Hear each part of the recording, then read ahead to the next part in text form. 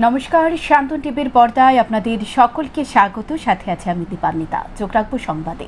সোমবার আগরতলা প্রেস ক্লাবে আয়োজিত সাংবাদিকদের পরিবারের মাধ্যমিক ও উচ্চ মাধ্যমিক উত্তীর্ণ ছাত্রছাত্রীদের সংবর্ধনা অনুষ্ঠান 2025-এর আয়োজন করা হয়। উপস্থিত ছিলেন আগরতলা প্রেস ক্লাবের প্রতিষ্ঠাতা তথা শান্তন পত্রিকা ও শান্তন টিভির সম্পাদক সুবল কুমার দে, আগরতলা প্রেস ক্লাবের সভাপতি প্রণব সরকার সহ সভাপতি চিত্রা রায় সহ অন্যান্যরা।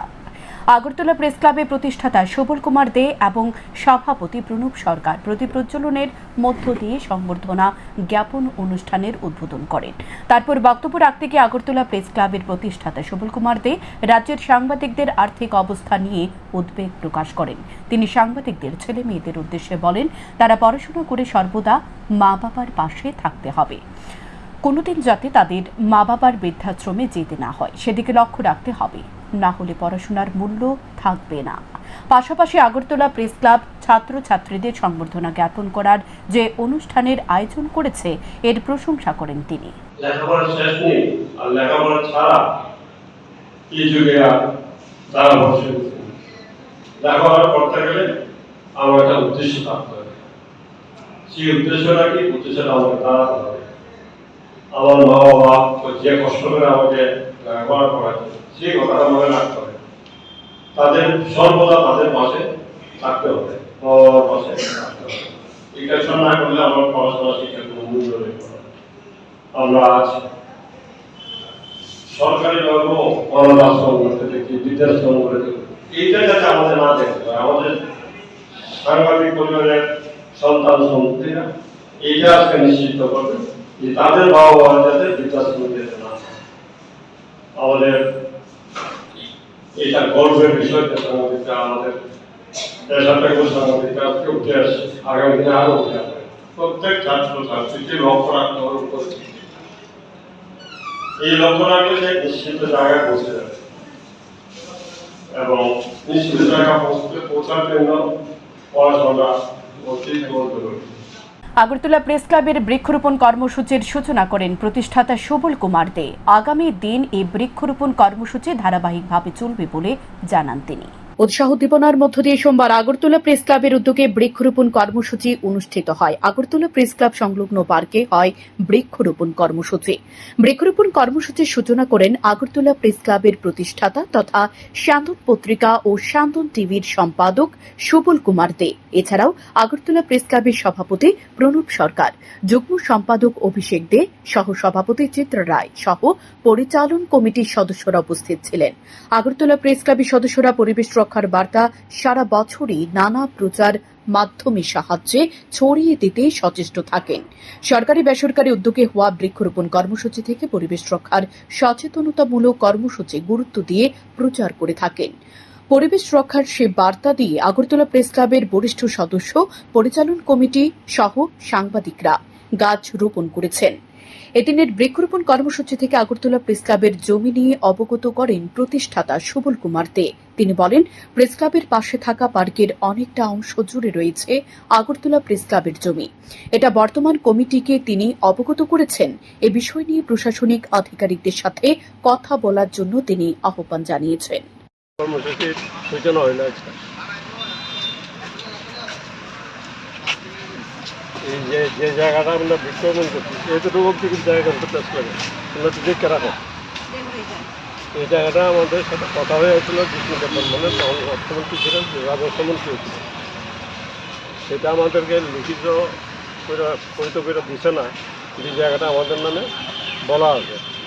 ইও জানে, এখন যে কমিশনার আছে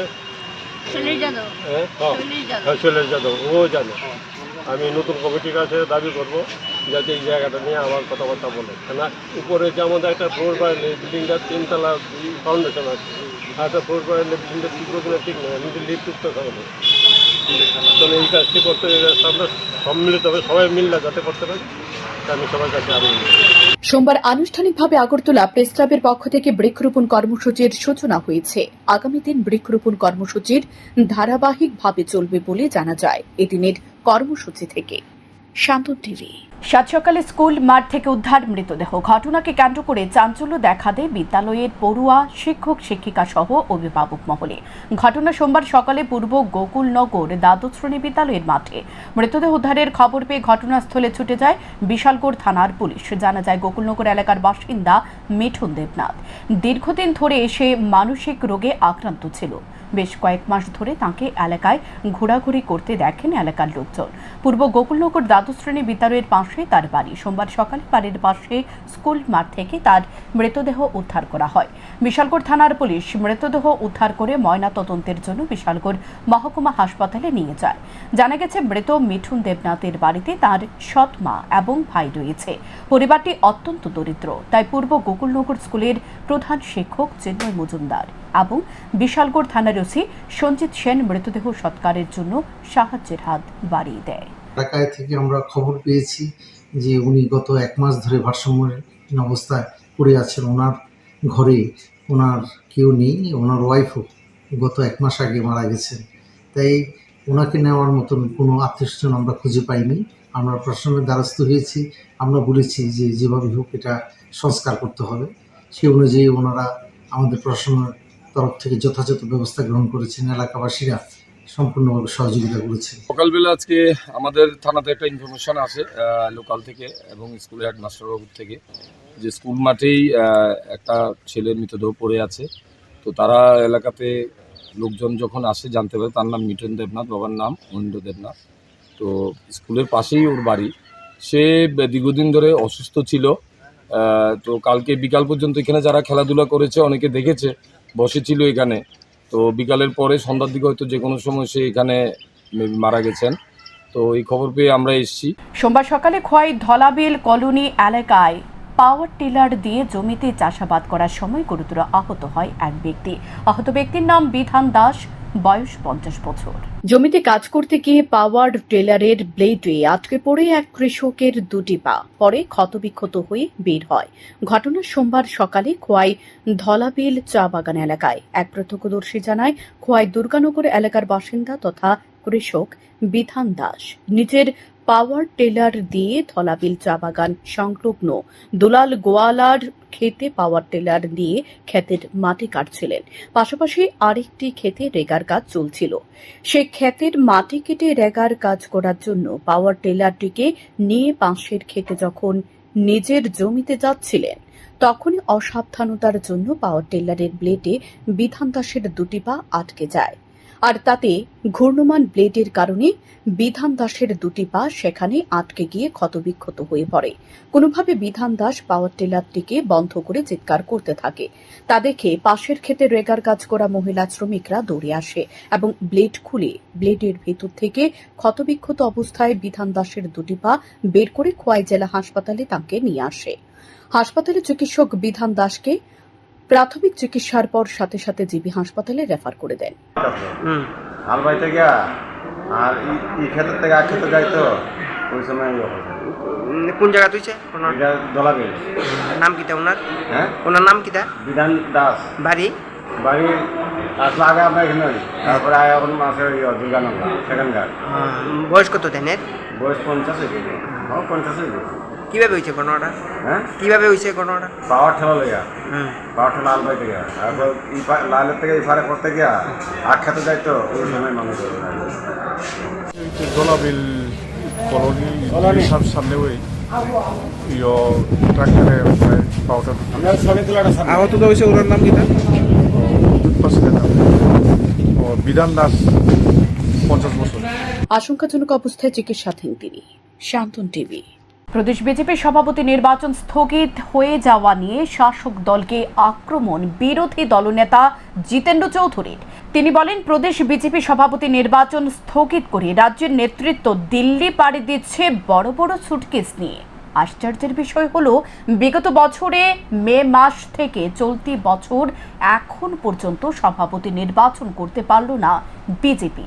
এমনটাই বললেন বিরোধী দলনেতা। প্রদেশ বিজেপির সভাপতি নির্বাচন স্থগিত হয়ে যাওয়া নিয়ে শাসক দলকে কোণঠাসা করলেন রাজ্যের বিরোধী দলনেতা তথা পলিট ব্যুরো সদস্য জিতেন্দ্র চৌধুরী। তিনি এক সাক্ষাৎকার দিয়ে বলেন, রবিবার ভারতীয় জনতা পার্টির প্রদেশ সভাপতি নির্বাচনের কথা ছিল। যদিও এই ধরনের নির্বাচন হয় রাজনৈতিক দল কিংবা সংগঠন সম্মেলনের মধ্য দিয়ে, কিন্তু বিজেপির তো এই রেওয়াজ নেই।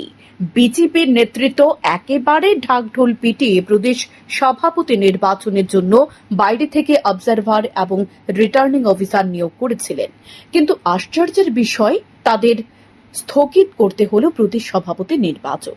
আবার মুখে দাবি করেন বিজেপি সর্বোচ্চ গণতান্ত্রিক রাজনৈতিক দল, কিন্তু দেখা গেছে 2024 সালে মে মাসের থেকে প্রদেশ বিজেপি সভাপতি নির্বাচনের জন্য চেষ্টা করছেন, অথচ চলতি বছর জুন মাস অতিক্রান্ত হয়ে যাচ্ছে, এখন পর্যন্ত সভাপতি নির্বাচন করতে পারছে না দল।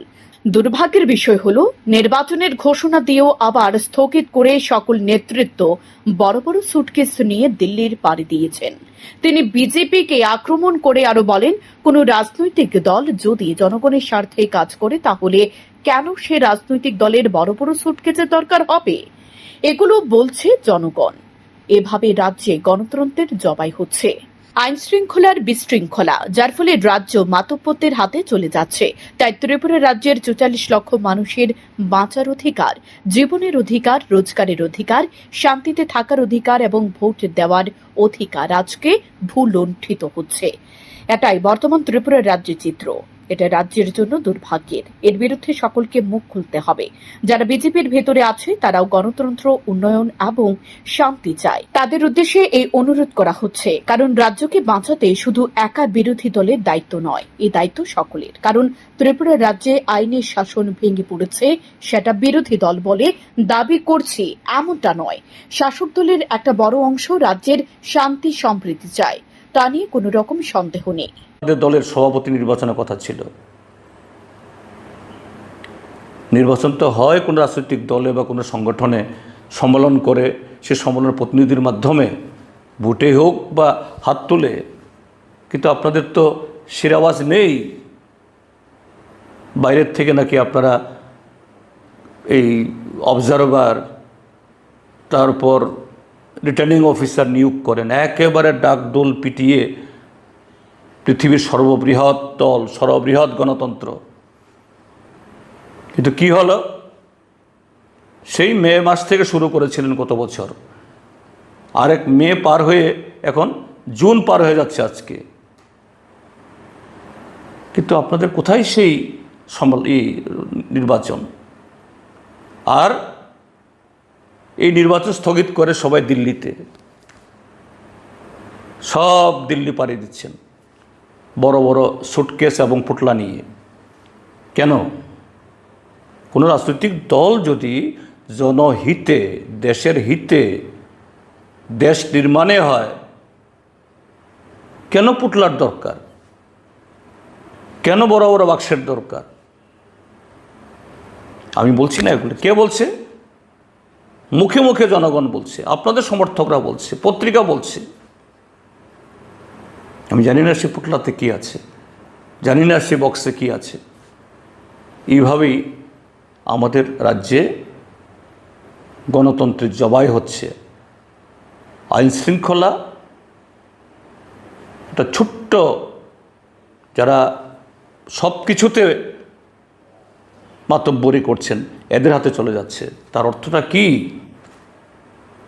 এই রাজ্যের 44 লক্ষ মানুষের বাঁচার অধিকার, জীবনের অধিকার, রোজগারের অধিকার, শান্তিতে থাকার অধিকার, ভোট দেওয়ার অধিকার আজকে বুলুণ্ঠিত হচ্ছে।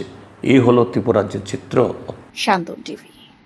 বিপুল পরিমাণ গাঁজা উদ্ধার করল কমলপুর থানার পুলিশ। রবিবার গভীর রাতে কমলপুর কুমারঘাট 208 নং জাতীয় সড়কের দুর্গাচৌমুড়ি নাকা পয়েন্টে পুলিশ প্রতিদিনের ন্যায় যানবাহন চেকিং করার সময় সন্দেহজনক WB11C6078 নম্বরের একটি পণ্যবাহী লরি আটক করে। একই সাথে আটক করা হয় লরি চালক রবি কুমারকে। মহকুমা পুলিশ আধিকারিকের উপস্থিতিতে সোমবার সকালে ওই লরিটিকে তল্লাশি চালানো হয়। তল্লাশি অভিযানে উদ্ধার হয় 310 কেজি গাঁজা, যার বাজার মূল্য আনুমানিক প্রায় 15 লক্ষ টাকা। কমলপুরের মহকুমা পুলিশ আধিকারিক সমুদ্র দেববর্মা জানায়, বহিরাজ্যে পাচারকালে দুর্গাচমনি নাকা পয়েন্টে WB11C6078 নম্বরের পণ্যবাহী লরি থেকে উদ্ধার হয় 310 কেজি গাঁজা। আটক করা হয়েছে গাড়ি চালক রবি কুমারকেও। আজকে ভোরবেলায় around 4 in the morning Dhalai police এবং কমলপুর সাব ডিভিশনাল পুলিশ আরেকটা আমরা অ্যাচিভমেন্ট আমাদের হয়, নেশামুক্ত ত্রিপুরার ব্যানারে আমরা আরেকটা সাফল্য পাই। আজকে on the basis of secret information একটি ট্রাক WB11C6078কে আমরা ডিটেইন করি এবং ওই গাড়ির থেকে 310 kilos of dry cannabis in 31 packets আমরা উদ্ধার করি, যার বাজার মূল্য অ্যাপ্রক্সিমেটলি 1.5 CR হবে এবং একজন আসামিকেও আমরা ডিটেইন করতে, অ্যারেস্ট করতে সক্ষম হই। আসামির নাম হলো রবি কুমার, উনি বিহারের বাসিন্দা। সোমবার চা শ্রমিক 5 দফা দাবিতে শ্রম কমিশনের অফিসের সামনে গণধর্নায় সামিল হয় ত্রিপুরা টি ওয়ার্কার্স ইউনিয়ন। উপস্থিত ছিলেন সংগঠনের নেতৃত্ব মানিক দে, প্রাক্তন সাংসদ শঙ্কর প্রসাদ দত্ত সহ অন্যান্যরা। এদিন শ্রম কমিশনের উদ্দেশ্যে প্রতিনিধিমূলক ডেপুটেশন প্রদান করেন সংগঠনের একটি প্রতিনিধি দল। মূলত দাবি হল শ্রমিকদের 4টি শ্রম কোড অবিলম্বে বাতিল করা, চা বাগানের জমি জবরদখল না করা, মজুরি বৃদ্ধি করা। এদিকে আয়োজিত গণধর্নায় উপস্থিত ছিলেন সংগঠনের নেতৃত্ব মানিক দে। বক্তব্য রেখে বলেন, চা বাগানের শ্রমিকরা দেশের মধ্যে সবচেয়ে কম মজুরিতে কাজ করে, কিন্তু তাদের হাড়ভাঙা পরিশ্রম করতে হয়। ত্রিপুরা রাজ্যের চা শ্রমিকরা মাত্র 176 টাকা মজুরি পায়। এ মজুরি নিয়ে সংসার পরিচালনা করা যায় না।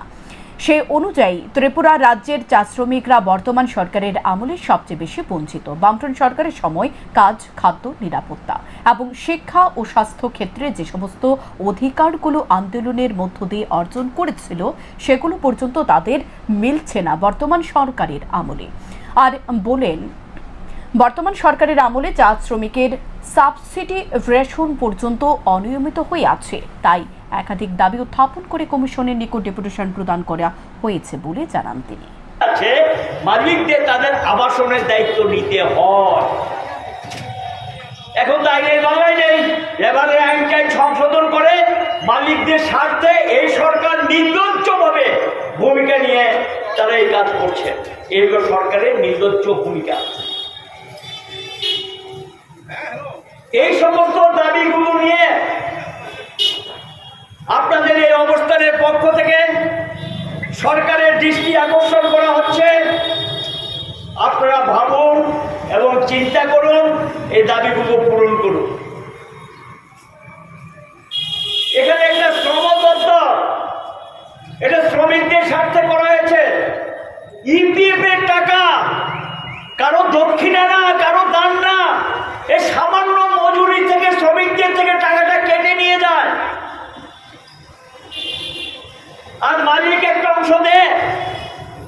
এই টাকাটা 60 পর রিটায়ারমেন্টের পর যখন টাকাটা আদায়ের জন্য যান, এই কাগজ নাই, সেই কাগজ নাই, ওই হিসাব নাই, অমুক হিসাব নাই, দালাল ধরতে হয়।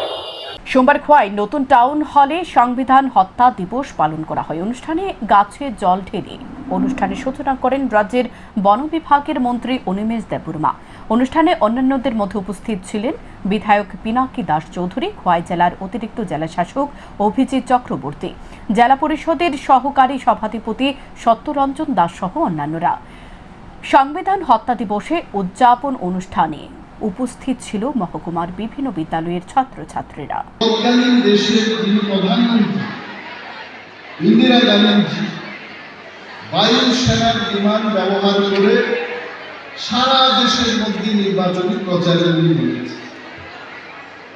আমরা যারা মন্ত্রী, এমএলএ, সরকারি কোনো সুযোগ সুবিধা ব্যবহার করে ইলেকশনের প্রচার আমরা করতে পারি, এটা আমিও পারবো না, আমাদের রাজ্যের মুখ্যমন্ত্রী পারবেন না, কেউই পারবে না। ইভেন আমরা সরকারি গ্যাস হাউসগুলিতে সেই সময় ঢুকি না, এটা হচ্ছে নিষেধাজ্ঞা।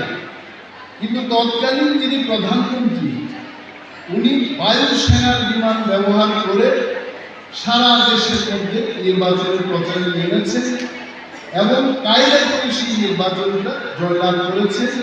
উনার জয়লাভ করার কথা ছিল আমার যতটুকু আমি।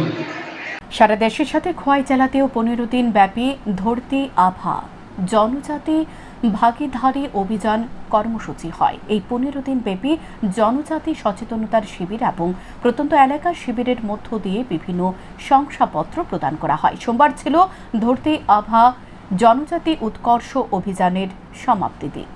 জেলার মূল সমাপ্তি অনুষ্ঠানটি হয় পদ্মবিল RD ব্লকে। সমাপ্তি অনুষ্ঠানে উপস্থিত ছিল বিধায়ক রঞ্জিত দেববর্মা। তাছাড়া উপস্থিত ছিল পদ্মবিলের BCA চেয়ারম্যান প্রশান্ত দেববর্মা, ব্লকের video Amit Kumar Jamatia, vice chairman Surajit Debbarma. সমাপ্তি অনুষ্ঠানে বিভিন্ন দপ্তরের অনুষ্ঠান প্রাঙ্গণে স্টল খোলা হয়েছে। ধরতি আভা জন ভাগীদারি অভিযানটা আজকে এখানে সমাপ্তি দিবস। আজকে আমরা পদ্মবিল ব্লকের RD ব্লকের অধীনে আমরা বিরাট একটা অনুষ্ঠান করতে যাচ্ছি বিভিন্ন এলাকার লোকজনকে নিয়ে। তো এই অভিযানের সাফল্যতা হলো এখানে যে আদিবাসীদের তাদের জীবনযাত্রা কীভাবে উন্নয়ন করা যায় এবং তাদেরকে আগামী দিন আরও তাদের উন্নয়নের জন্য কী কী করতে পারে এগুলি নিয়ে আমরা দীর্ঘদিন এটা অভিযান আমরা বিভিন্ন গ্রামে অনুষ্ঠান করেছি এবং আমাদের বিডিও মহোদয় উনি এই এলাকায় বিভিন্ন জায়গায় প্রোগ্রাম করেছেন। তাদের সাকসেসফুল প্রোগ্রামগুলি হয়েছে। আমাদের জনজাতি অংশের মানুষ খুবই খুশি। এখনকার মতো সংবাদ এ পর্যন্ত। পরবর্তী আপডেট পেতে চোখ রাখুন শান্ত টিভির পর্দায়। নমস্কার।